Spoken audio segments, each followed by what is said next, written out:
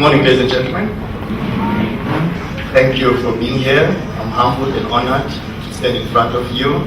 I remember 2 years ago I was here and I had a very, very warm welcome. Thank you again for welcoming me in Kenya. Hopefully this time we'll give you all the product knowledge and give you all the tricks of the industry, and then from there we move forward. All right. I'm sure you can see that it is doable for you stylists and hairdressers to go to another level. Are we together?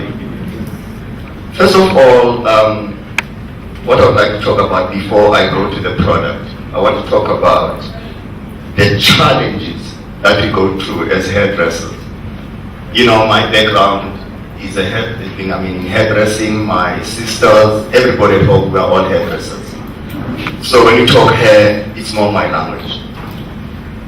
You know, I know first, wherever I go, the stylist, there's the same problem everywhere. So that is why I said now today, let's address those challenges. Some of them you'll be familiar with those challenges. First of all, I'd like to enhance and emphasize on the customer care. I always say that when you own a salon, when a client walks into your salon, he has passed 20 salons to come to your salon. So it's very important that you look after that client. So I've seen some of the salons, they really taking care of their clients, you know, massaging their feet and all those things. I would like us to do that. Are we together? The other thing that I need to talk about to you is everywhere I go in South Africa, when I have to do a demonstration from my brother's salon, Moses, for example, and when I ask other people, they said, why not use my salon? There's always issues. Do you agree with me? We should always have issues amongst each other, of which that pulls us down. So it is very important to start working together. All right?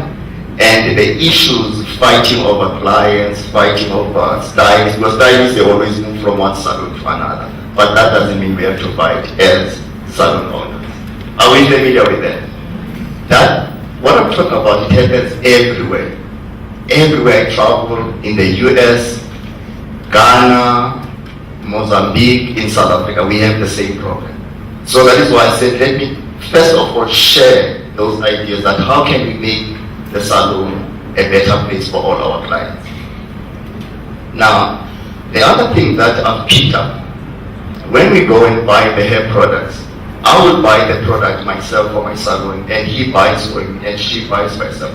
But can you imagine if all of us, we group the money together, we put the money and then we go and buy once, and then it's easier for us to bargain for discounts. Have you ever thought of that? Do we do that?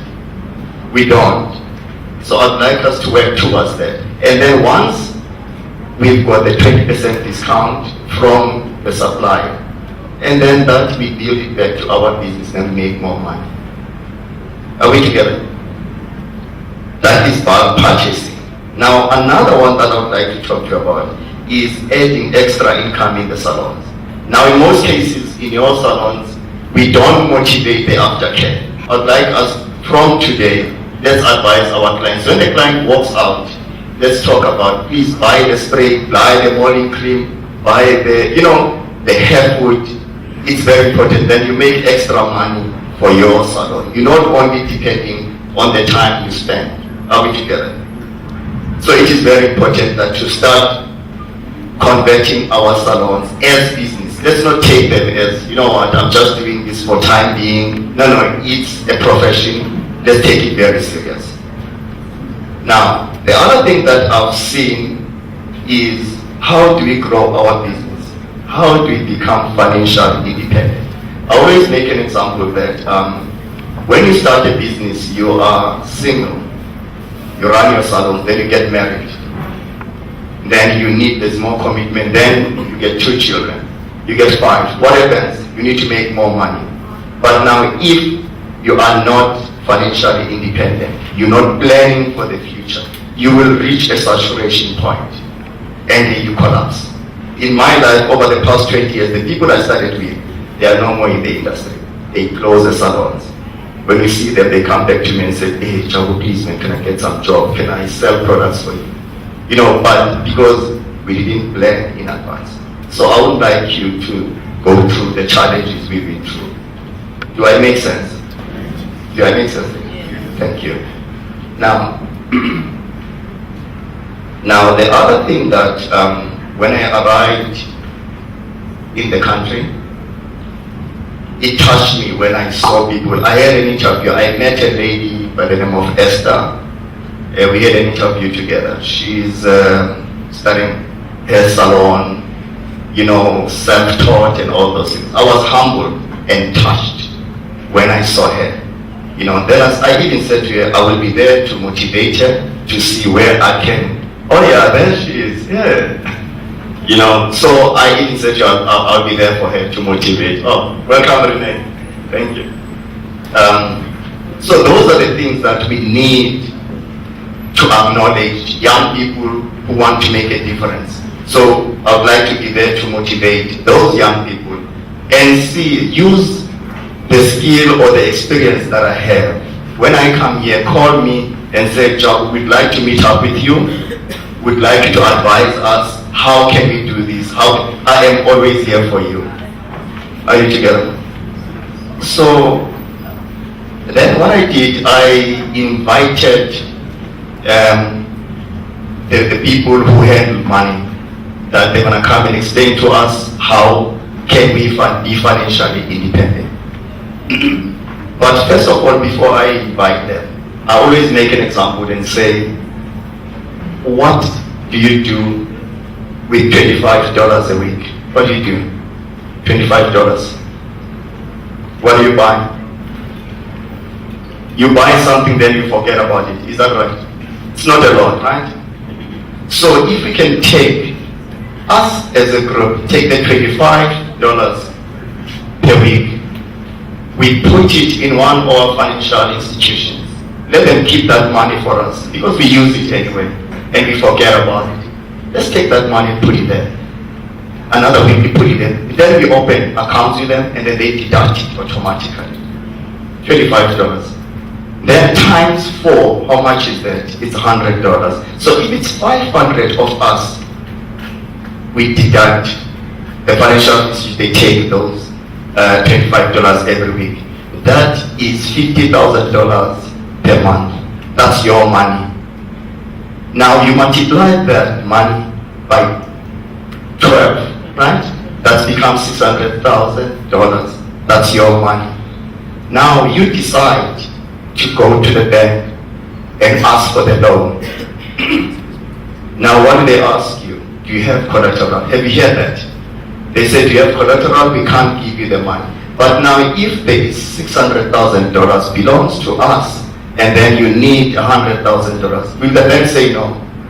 They won't say no, but it's your money. Are we ready for that?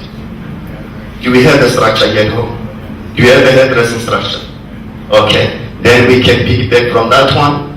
We make sure that we we go under the umbrella, and we approach the financial guys.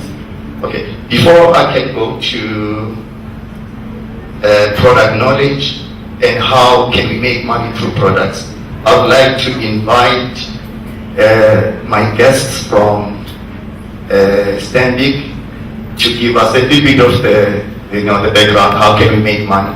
Please, ladies and gentlemen, welcome Andrew on stage. From what I saw from the clip of Jabu's story, we are talking about 100% African hair, 100% pure product from Africa. Is that so? All right. Now, I will use the same analogy that Jabu's story used, but I'll make it a little bit simpler, because he was talking about dollars. Even though South Africa does not use dollars, they use South African rands. So I don't know why he was talking about dollars, but you can say an amen to that, is it? Everybody wants to be associated with the dollar. Did you know that dollar is not the strongest currency in the world? It is not. It is not the strongest currency in the world. Euro and GBP are much stronger, but dollar is most popular. That's all. So everybody wants to be associated with the dollars. But anyway, let's talk about Kenya shilling. That's the currency we are familiar with. And these days I hear people call it the Dunke stick, 1,000 bob, is it? Now, $25 a week, average, give or take, is 2,000 shillings in a week. Give or take, because the exchange rate keeps on fluctuating from 86, 87 to 85.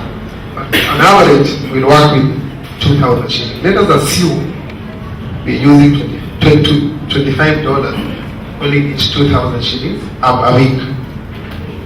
I don't know how many hairdressers we have.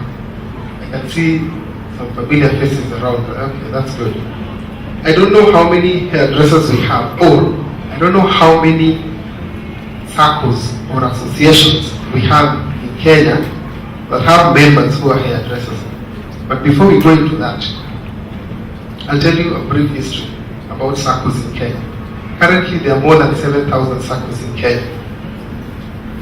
And every particular person in whichever profession belongs to a circle in one way or the other. I'll start from myself. I'm a banker. If you do 2,000 shillings a week and you save for 4 weeks, that's 8,000 a week, a month. Is that so? Let us make it a bit simple. 8,000 shillings a month. And if you have a circle that has 500 members, now you do 8,000 times 500. Now in a month, that will be 4.3 million Kenya shilling. Now assume the circle has 250 members. That will come to 2.15 million every month. Let me work with the higher figure of 500 members. Now 500 members in a year times 12. And by the way, a year is not so long. People come up with New Year resolutions, and before they can get into the second page of that, it is already mid-year. So a year is not long. Now, if you have 51.6 million in a year, do you want to make it times 5 years? That's a lot. Those are figures that now will start giving us a bit of stress. Okay? Let's talk about 51 million in a year only. Now, if you have this money in a financial institution like a bank, and you as a member of that circle comes for a loan of 500,000, you want to buy equipment for your salon, will that loan be approved or declined? And how long do you think it will take before you get an approval for that loan? You don't have to come to the bank twice. You only come to the bank once. The next, you wait for a call from the bank telling you your loan of 500,000 or 1 million has been approved. Now, banks have operated with circles for a very long time. And I will give you examples of the few circles that I have dealt with together with my colleague Kevin. Probably I'll not mention names, but I'll mention a few circles that we've dealt with in the matatu industry. Now, those circles were started by 3 individuals. I know one circle that right now has 80 members. Now, the whole matatu owners or new players who want to come into the matatu business would like to join that circle. It's a big circle, known for all the good things and the bad things. But you know what?